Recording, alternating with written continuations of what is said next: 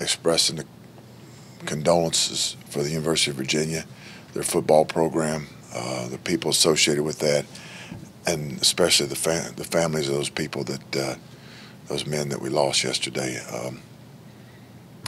My heartfelt thoughts and prayers go out to them, and it's just a terrible tragedy, and certainly, yeah, just it's an awful thing. So, anyway. Ryan. Yeah, it's obviously a lot of talk after the game and in the last few weeks about finishing strong, and a piece of that would be getting bowl eligible for this team. How important is that specific milestone to reach? And in your mind, what's maybe one or two of the most important things about getting to that point? Yeah, certainly that's important. It's a big deal, and we do have to finish strong. But we got this one this week, and that's with Bedlam and everything associated with that. That's the focus of playing well enough to win this game, playing to our best to win this game, and that's certainly that comes with it. But the focus is on preparing for Oklahoma State, not for what that could bring, but this game. From your experience, what is the biggest benefit of getting? Sure. Yeah. Well, momentum into the off season.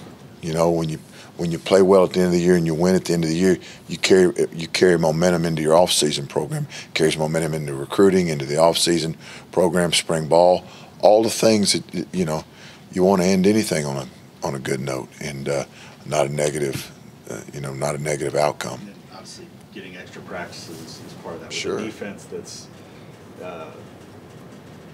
first year.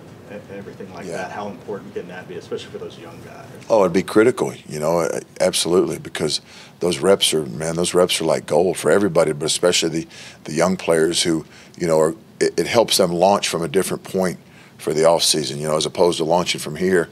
Those additional reps allows them to launch from here, and that's a critical thing. Yeah, you're absolutely right. Sure. Freshmen and their penalties on Saturday afterward. And with Grayson and R. Mason, how do you kind of coach them up after this week, especially R. Mason, who made a play there and it ended with a little mistake? Yeah. You certainly you got the teachable moments, especially for the young players, to be able to learn from them and understand that the impact that certainly every play where we are right now, every play, every detail, how it impacts the rest of the game, because after those penalties, and there were certainly a lot of other things that we could have done better, but after those penalties, those drives resulted in scores, and that's a big deal.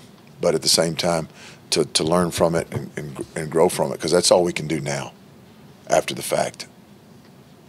James, the term frustration got thrown around a lot after the game in regard to penalties.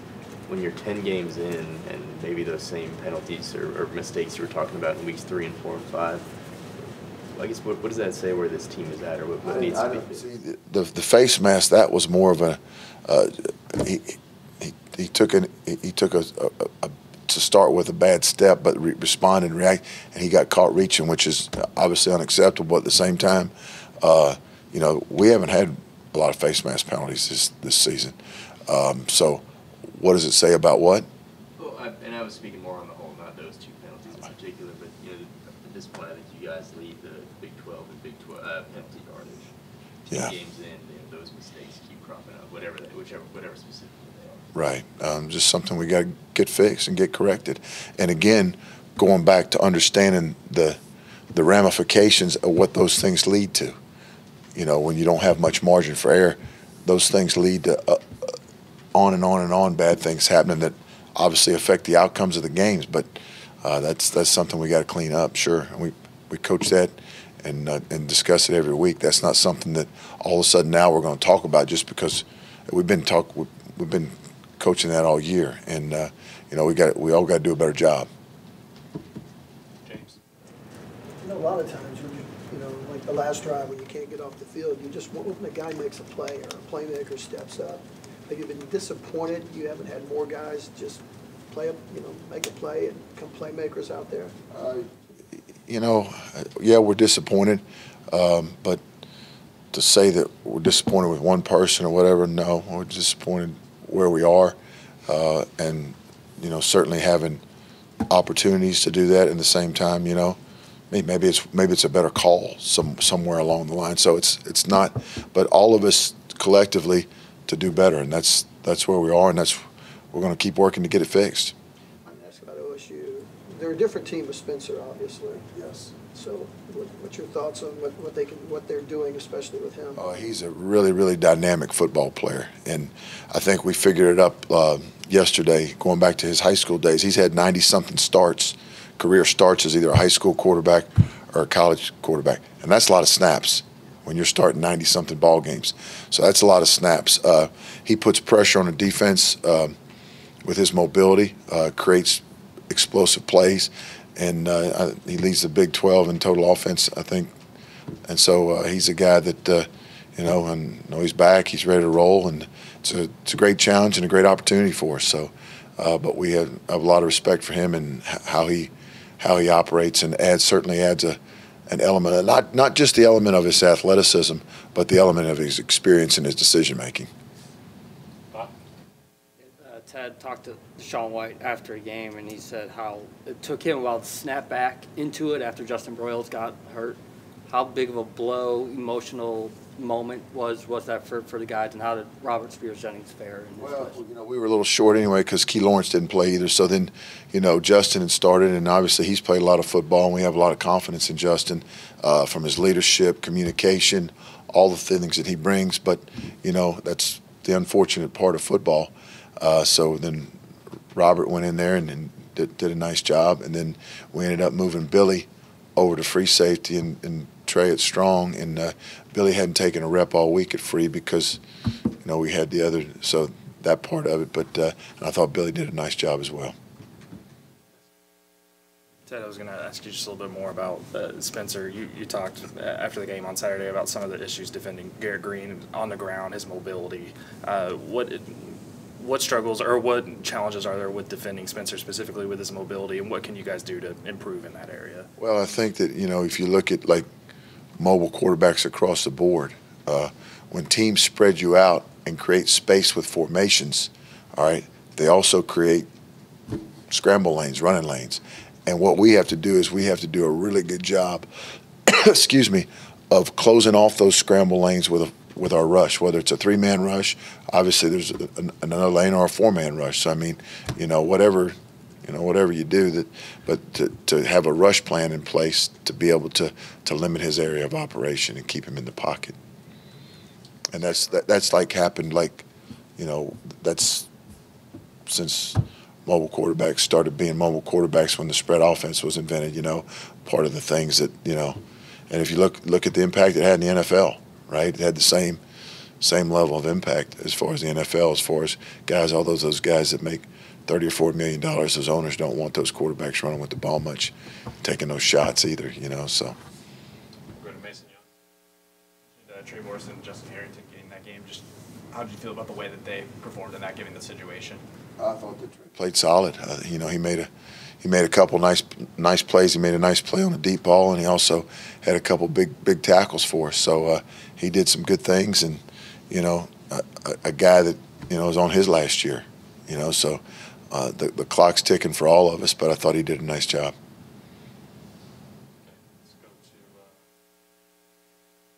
With how much Spencer Sanders has been in and out of the lineup, how much do you guys have to digest and worry about not just one, but the two other quarterbacks that Oklahoma State's kind of thrown out there over the last month? Well, they've been productive as well. You know, it's certainly but based on, you know, how we're preparing for Sanders, and we're preparing for all of them, you know, and like, you know, how the different things they do, and they tweak their offense to suit the skill set of all their quarterbacks. So, you know, that's something that we've got to prepare for all three of them. How difficult is that to kind of divvy out the limited time you've got during the week to all three of those guys? Yeah, it's a challenge, but at the same time, it's a necessity, and it's something that we've got to do. Yeah. Stay over there, Justin. Okay, sticking with the secondary, Woody forced that fumble against West Virginia, had the interception against Iowa State a few weeks ago. You mentioned the injuries there. Just how beneficial has it been to have a guy with experience who's been able to step up and stay on the field? Well, anytime you have a guy that's played a lot of ball, you know, you lean on those guys, especially when we're going through injuries at other positions, you know. So, but yeah, Woody does that every day in practice, and so it's no surprise he plays well on game day. Back left, John Hoover. Ted, a little bit of an uncomfortable topic because nobody likes to lose games, but signing day is coming up, so I want to ask, does having a tough season, does losing games create opportunities as a recruiter for you to touch base with the guys that are coming in next year, year after that, and say, hey, you can get in here, you can do this kind of thing? It's not ideal.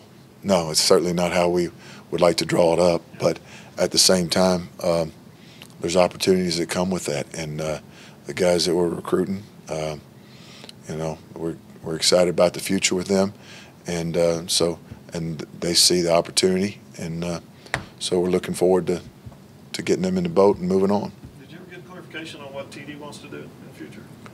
Yeah. Is he going to play? No. Okay, he's done. Yeah. Okay, thanks. Okay, right side, second row, Ross. Thanks for asking.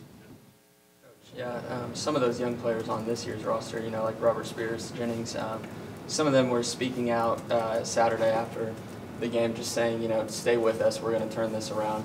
How do you kind of balance with those young players, them kind of getting on the field and making big plays, but still not getting the results they want in the end with the loss? Like, where's the morale level at with some of those young players that are, you know, getting on the field and making plays, but still coming away with losses? That's a good question. But our guys' level of commitment, level of belief has not wavered, and that says a lot about who we have in our locker room and the belief that they have in Coach Venables and the staff. So certainly we all wish the results would have been better, but at this point, moving forward, it's about focusing to improve so we can make those results better. And that's where our guys are focused. And you know, I love the attitude. I love our locker room, and I haven't seen any of that. Have you seen any of the freshmen kind of step up into, you know, some of those leadership roles and kind of, you know, building block for the future going forward with this season? Yeah, there's been some guys that have done it, you know, mostly with freshmen because it's a freshman. You know, sometimes your voice isn't like, you don't have that voice with the upperclassmen, the guys that have been here a long time. But certainly have seen that, and proud of those guys. And again, excited about the future, but, you know, excited about this week and this opportunity that for our football team this week. Yeah. That's a good question, though. Any more questions? Good deal.